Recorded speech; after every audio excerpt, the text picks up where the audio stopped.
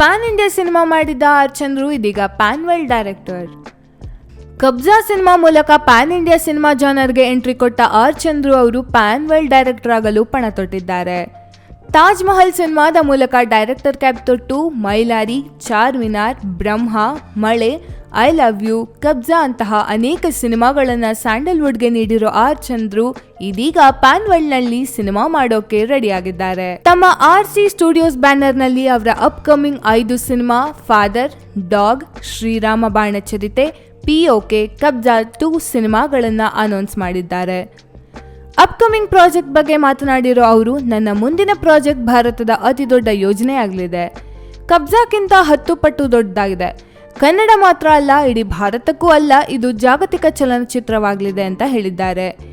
ಈ ಚಿತ್ರಕ್ಕಾಗಿ ನಾನು ಅಂತಾರಾಷ್ಟ್ರೀಯ ಕಲಾವಿದರನ್ನ ಕರೆಸ್ತಿದ್ದೇನೆ ಮತ್ತು ಇದು ಹಾಲಿವುಡ್ ಶೈಲಿಯ ನಿರ್ಮಾಣವಾಗಲಿದೆ ಅಂತ ಹೇಳ್ಕೊಂಡಿದ್ದಾರೆ.